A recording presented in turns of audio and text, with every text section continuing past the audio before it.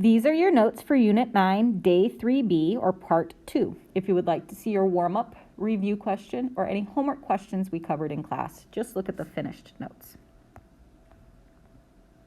All right, so today we are going to multiply and divide expressions that contain radicals, and we're going to do a process called rationalizing the denominator. So if there ends up being a radical or a square root in the denominator, we're going to learn how to get rid of that square root in the denominator.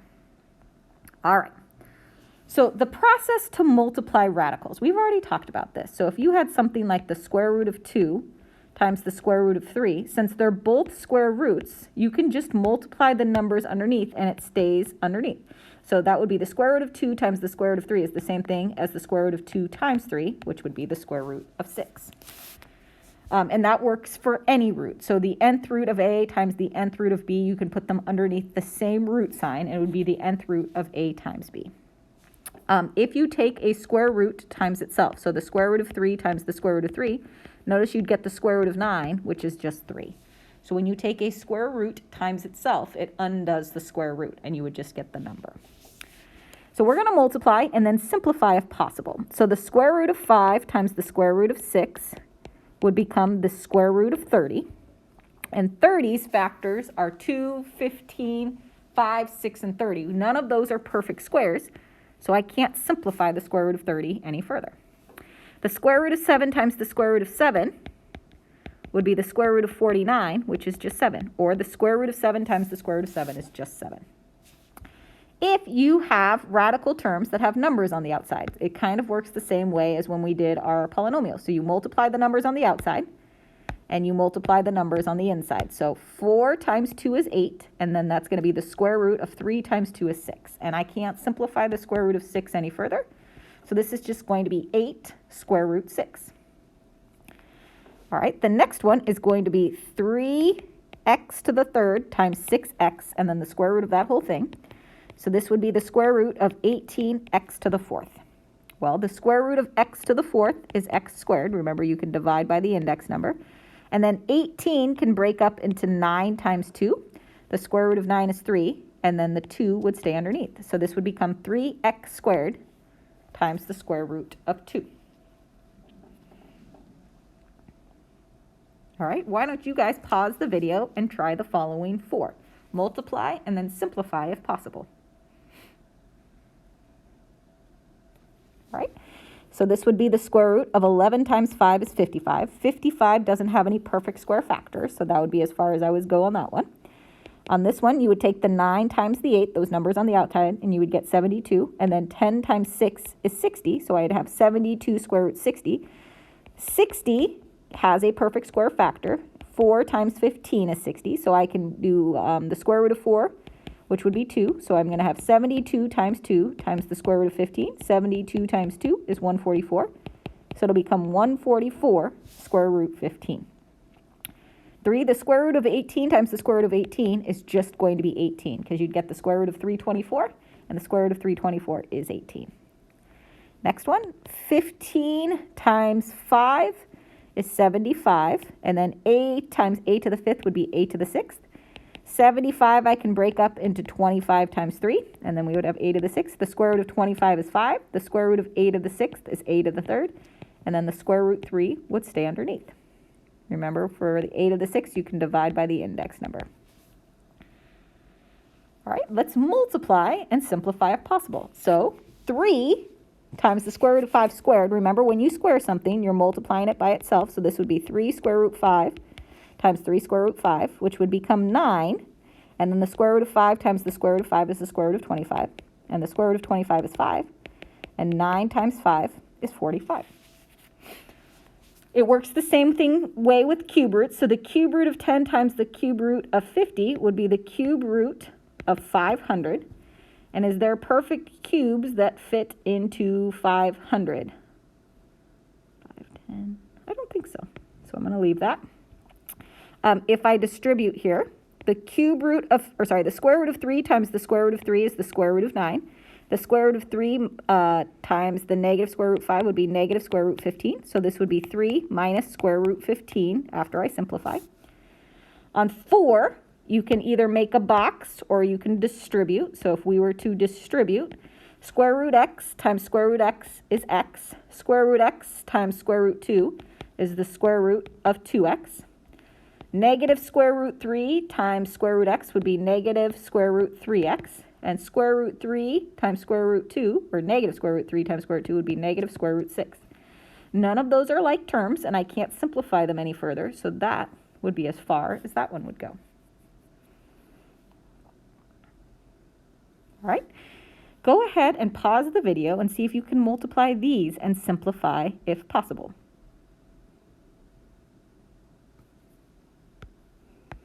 All right, so remember, when you square something, you write it twice. So square root 5x plus 2 times the square root of 5x plus 2. The square root of 5x times the square root of 5x would be 5x. Square root 5x times 2 would be 2 square root 5x. 2 times the square root of 5x would be 2 square root 5x. And then 2 times 2 would be 4. Notice now I do have like terms because those are both square root 5x terms. So I get 5x plus 4 times the square root of 5x, and then plus 4. Number 2, the fourth root of 18 times the fourth root of 9. 18 times 9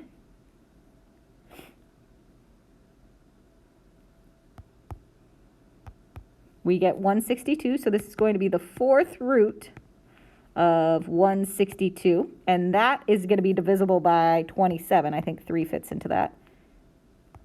And so we would get the fourth root of 27 times 6. Oh, we need fourth root, not third root. So I think that, would 81 fit into that? It does. So this is going to be the fourth root of 81 times 2. And the fourth root of 81 is 3, so it'll be 3 times the fourth root of 2. All right, on the next one, we're going to distribute. So I get the square root of 7x times square root 7 would be the square root of 49x. Then minus the square root of 7x times the square root of 5x would be the square root of 35x squared. Now the square root of 49x, I can pull out a 7, and then square root x. 35 doesn't have any perfect squares in it, so it would be left alone. The square root of x squared would be x, so I have minus x times the square root of 35. And those are not like radicals, so I can't combine them. On number 4, we're going to distribute. Square root 7 times square root 7 is 7. Square root 7 times negative 4 is negative 4 root 7. 4 times square root 7 is positive 4 square root 7. And 4 times negative 4 is negative 16. Well, notice my like radicals in the middle will cancel. So I'm left with 7 minus 16, which is negative 9. So we started out with an expression with radicals, and we ended up with an expression without radicals. All right, so that's multiplying radicals. Dividing radicals is going to work very similar. So remember, if you had the square root of a over b, you can separate that into the square root of a over the square root of b, or you can put them back underneath the same square root, and it works with any root. So a cube root over a cube root, or a fourth root over a fourth root, etc. So the square root of 30 over the square root of 15 would be the square root of 30 over 15, which would just become the square root of 2. The square root of 80 over the square root of 10 would become the square root of 80 over 10, which would be the square root of 8. That we can simplify. That would become 4 times 2 underneath the radical sign, and the square root of 4 is 2, so this would be 2 root 2. The square root of 36x to the 5th over the square root of 3x, that would be 36x to the 5th over 3x, and then if I divide, 36 divided by 3 is 12. X to the 5th over x would be x to the 4th. The square root of x to the 4th is x squared, so I can pull out an x squared. And then the square root of 12 would be 4 times 3. So I can pull out a 2, and then I would have square root 3 left underneath. So that would become 2x squared times the square root of 3. All right, why don't you guys pause the video and try 1, 2, 3, and 4. Divide and then simplify if possible.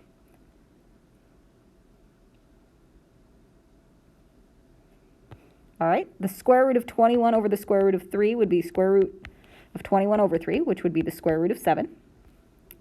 The square root of 48 over the square root of 6 would be the square root of 48 over 6, which would be the square root of 8. And again, that would be the square root of 4 times 2, so it'll be 2 root 2.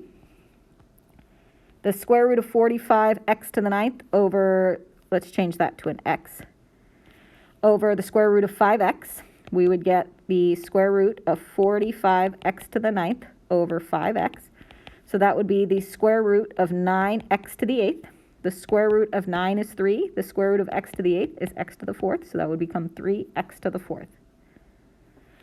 The cube root of 625 over 5 would be the cube root of 625 over 5. And 625 divided by 5 would be the cube root of 1, and then 2, and then 5. So it would be the cube root of 125, and the cube root of 125 is 5. All right, so that's multiplying and dividing terms that have radicals. Now there's a process that sometimes we have to do, and it's called rationalizing the denominator. So sometimes we want to eliminate the radical in the denominator. We don't always have to do this, but it's a process you need to know how to do. So to eliminate the radical in the denominator, you multiply the numerator and denominator by the radical in the denominator. Okay? So we need to eliminate the radical in the denominator. So we're going to multiply the numerator and the denominator until the radical in the denominator disappears. So in number 1, we have the square root of 3 over the square root of 2. Well, we have a square root in the denominator. So I'm going to eliminate that square root, I'm going to multiply the numerator and the denominator by that square root that's in the denominator. So I'm going to multiply by square root 2 in the top and the bottom. And then remember, when you do fractions, it's straight across the top, straight across the bottom. Square root 3 times square root 2 is square root 6. Square root 2 times square root 2, remember, that's just going to be 2. And notice, we're done. We cannot simplify this further because one is a radical and one is not. So square root 6 and 2 do not simplify with each other. They would both need to be radicals or both need to be numbers to simplify. And since they're not, those don't simplify any further. All right, number 2, the square root of 5 over the square root of 8. To rationalize this, you multiply numerator and denominator by the radical in the denominator. So multiply top and bottom by square root 8. Square root 5 times square root 8 is square root 40. Square root 8 times square root 8 is just 8. 40 can simplify. It has a perfect square in it, so that would be 4 times 10. And so that would be 2 root 10 over 8. Now notice, now we have two whole numbers or two integers, and those can simplify. 2 over 8 reduces to 1/4, and then we still have that square root 10 on top. So it'll be square root 10 over 4 once I simplify it all the way down. Number 3, we've got to separate it. So it'd be the square root of 1 over the square root of 12x. And then to rationalize the denominator, we're going to multiply the top and the bottom by square root x. So square root 1 times square root 12x would be square root 12x. Square root 12x times square root 12x would be 12x. And remember, 12 can simplify to 4 times 3. And so this would become 2 square root 3x over 12x. And then again, that 12 and the 2 can simplify. And so this is going to become 1 square root 3x over 6x, or just the square root of 3x over 6x. We cannot simplify further because one is under a radical and one is not. So that's as far as that will simplify. All right, so why don't you guys pause the video and try to rationalize the denominator in 1, 2, and 3. All right, for number 1, multiply the top and bottom by root 5 and root 5. So this would be 4 root 5 over 5, and that doesn't simplify any further. And the 4 and the root 5 in the numerator can't multiply because one's a root and one's not. Multiply by square root 18, multiply by square root 18, and 18 times 3 would give me 54. So this is the square root of 54 over 18. Square root 18 times square root 18 is 18. And 54 can break up into 9 times 6. So this is going to be 3 root 6 over 18. The 3 and the 18 can simplify to 1/6. So this is going to be 1/6, and then the square root of 6 stays in the numerator. So it'll be square root 6 over 6. One's a radical, one's not, so they cannot simplify with each other. Right, on the next one, separate it. So it'd be the square root of 3 over the square root of 14x. And then multiply the top and the bottom by the square root of 14x. And then 14 times 3 would give me 42. So this would be the square root of 42x over 14x. 42 does not have any perfect squares that fit into it, so that would be my final answer.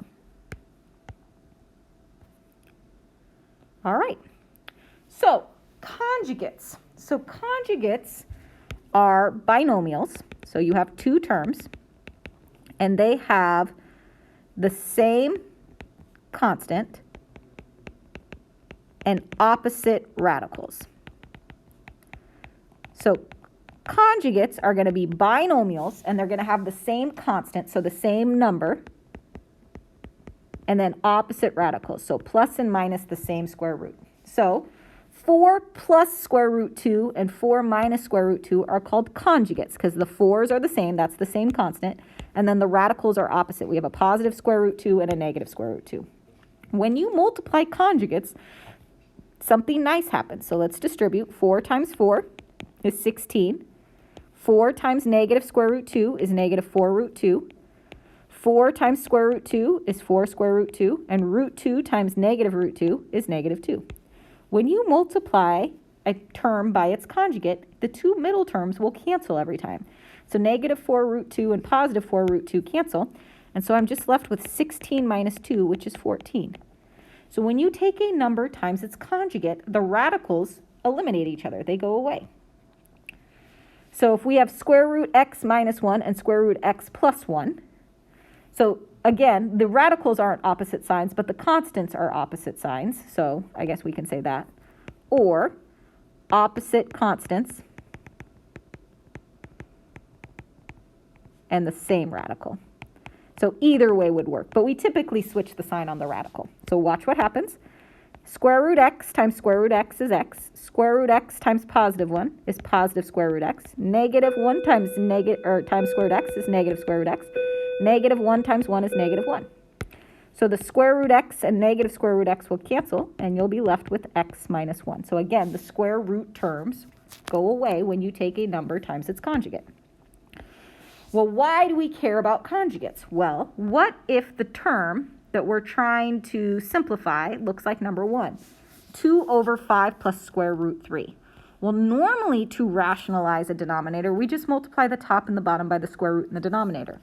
Well, if we need to rationalize the denominator and it's a binomial denominator, so if it's a binomial denominator, then we multiply the numerator and denominator by the conjugate.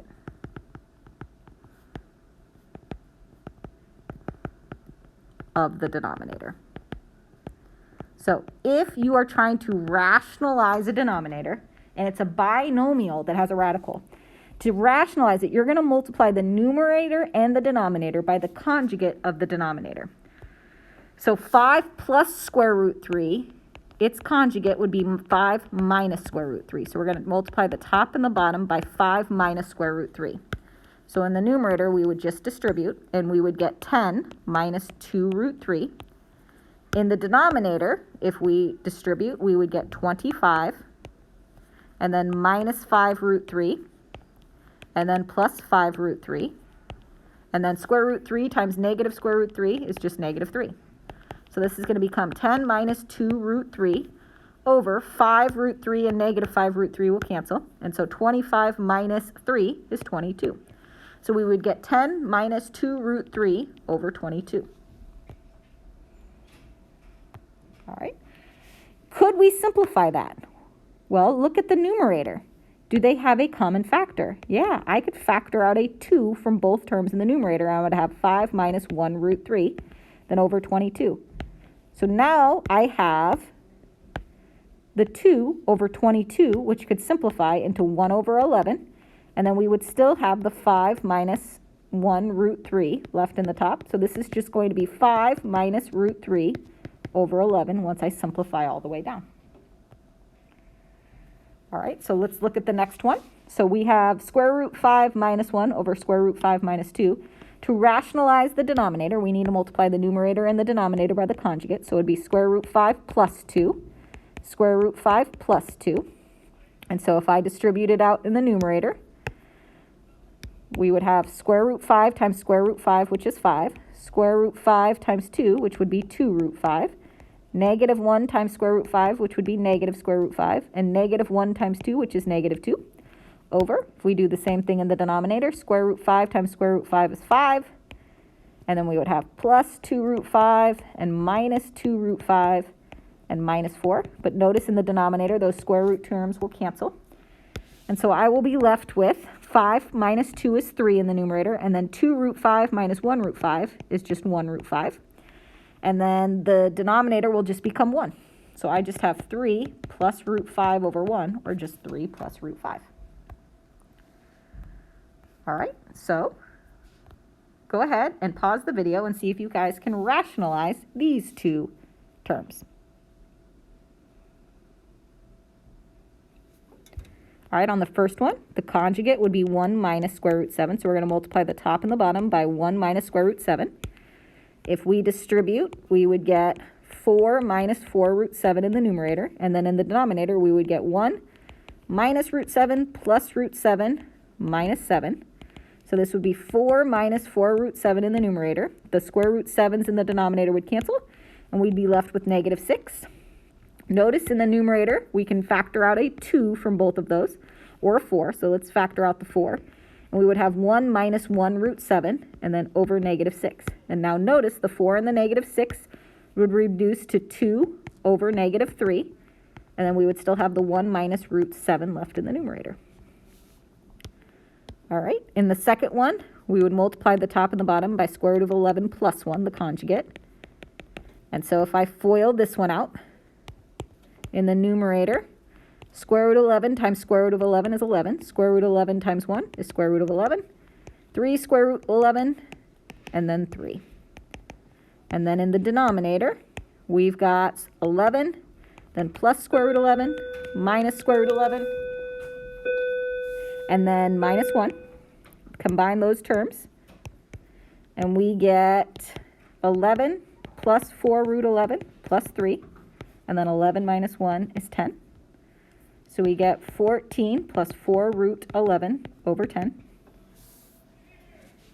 You can factor out a 2 from the numerator, and you'd have 2 and then 7 plus 2 root 11 over 10.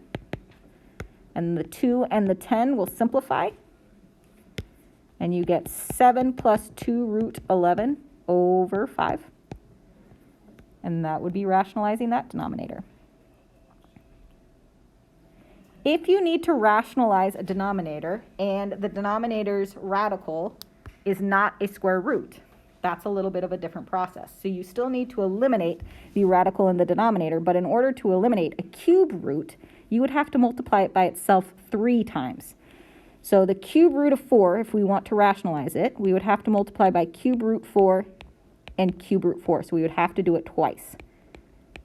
And so if I did that in the numerator and the denominator, cube root 4 times cube root 4 times cube root 4 would be the cube root of 64. And in the numerator, I'd have 3 times the cube root of 16. The cube root of 64 is 4. So we would have 3 cube root 16 over 4. All right, you guys try the one below it. So pause the video, try the one below it, and see if you can rationalize the denominator in 3 square root 6 over 3 square root 5. All right, so you would multiply numerator and denominator by cube root 5, cube root 5. And so we would get 6 times 5 is 30, times 5 is 150. So we get the cube root of 150 over the cube root of 125. The cube root of 125 is 5, so we'd have the cube root of 150 over 5. Your homework is 9.4. Let me know if you have any